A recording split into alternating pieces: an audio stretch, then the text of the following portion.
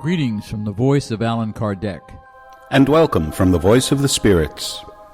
We are here again to take you through another portion of the Spirits book by Allan Kardec.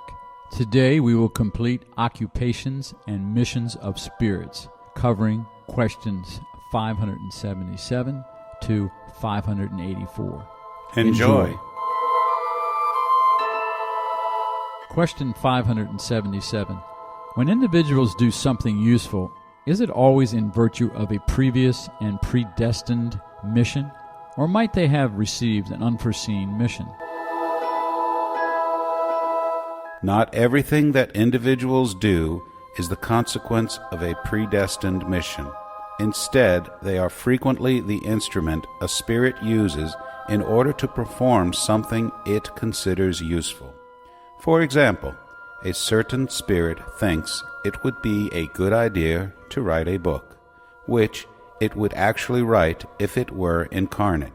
So it seeks out the writer most capable of comprehending its thought and most capable of acting on it. It suggests the idea and directs its execution. Thus, this individual did not originally come to earth with the mission of doing this particular work. The same thing applies to certain works of arts and discoveries.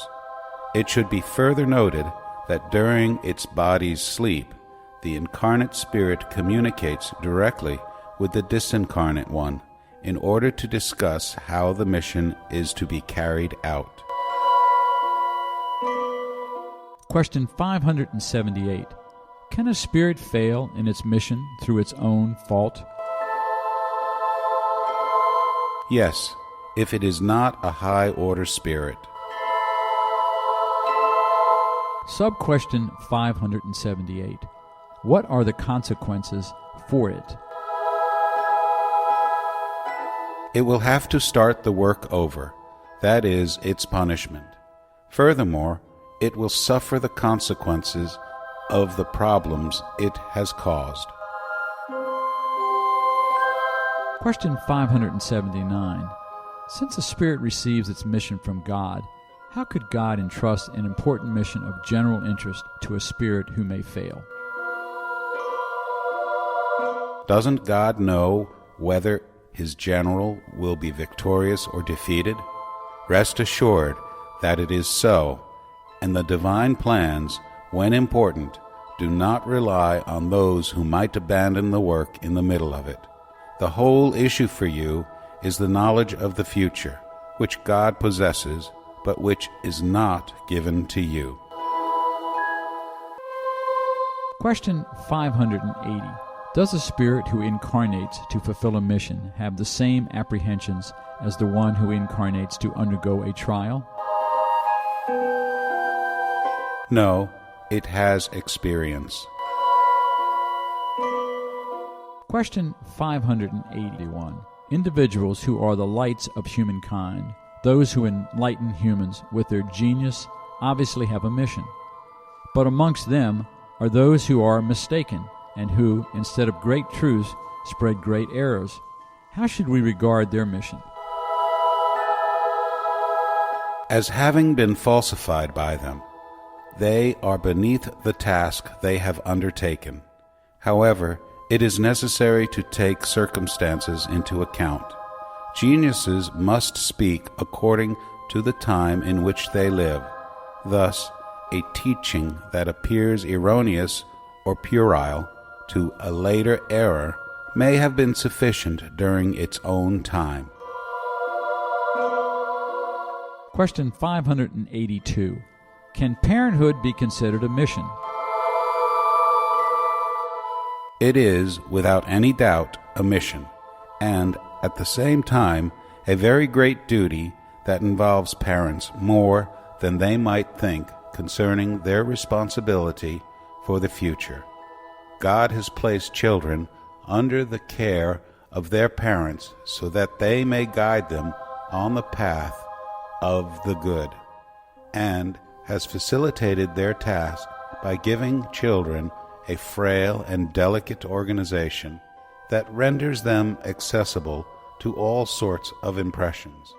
However, there are those who are more concerned with training the trees in their orchids and making them produce fine fruit than with training the character of their children.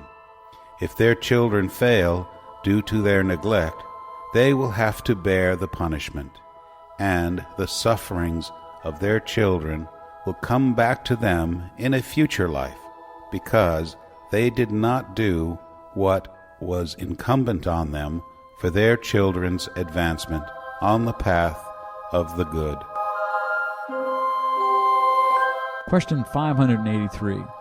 If a child goes astray in spite of the care of the parents, are they still responsible? No, but the more the child is disposed toward evil, the heavier their task is, and the greater will be their merit if they manage to divert the child away from the path of evil. Sub-question 583.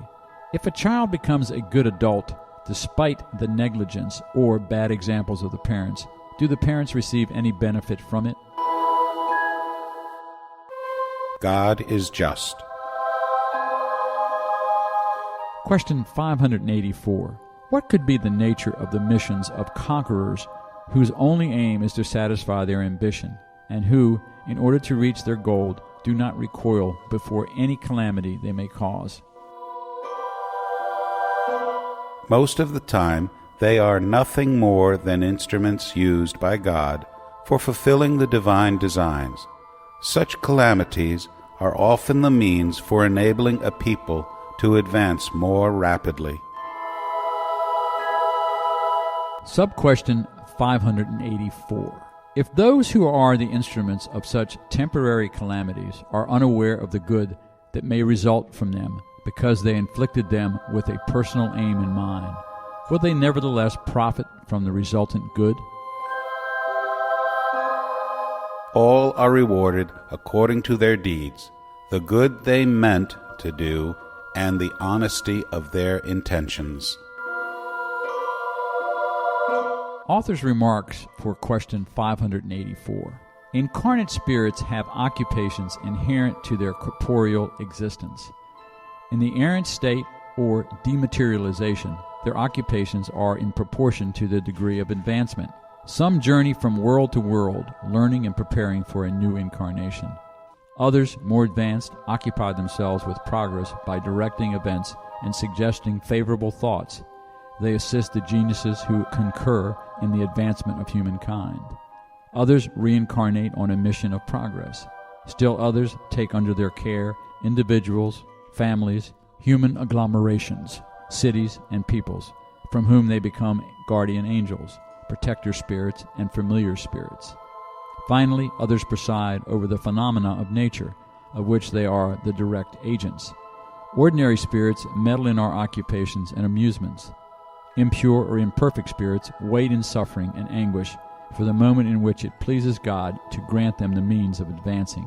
If they practice evil, it is out of spite for not being able to enjoy the good.